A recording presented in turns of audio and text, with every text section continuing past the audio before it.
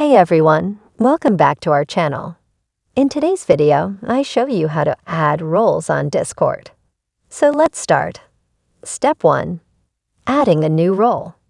First, right-click on your server icon, then hover on Server Settings and select Roles. Once you're on the Roles page, you'll notice a prominent blue button labeled Create Role around the center. Click on that button to create a new role for your server. Now you have the freedom to name your role anything you like.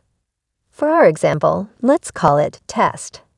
You can also add a splash of personality by choosing a unique color. We'll go with pink for our test role. You can also set color by using this RGB strip. After setting up, don't forget to click on Save Changes. Step 2. Customizing role permissions. Let's explore how to fine-tune the permissions for your roles. If you want your test role to have more specific abilities, here's how you can adjust those settings. First, locate the role you want to modify and click on it. Then click on Permissions at the top. You can control permissions from there. After setting permissions, don't forget to save your changes before exiting. And just like that, your test role is now supercharged with specific permissions. Step 3. Assigning and managing roles. So how do you assign these roles to your server members? It's as easy as pie. Let's walk through the process.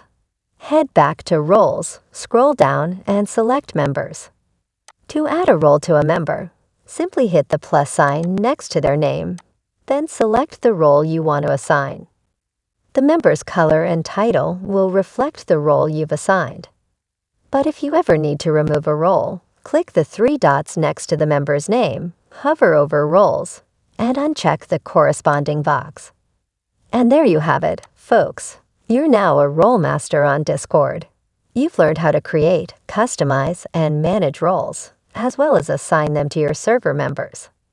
If you found this tutorial helpful, don't forget to give us a thumbs up and subscribe for more exciting tutorials. Goodbye.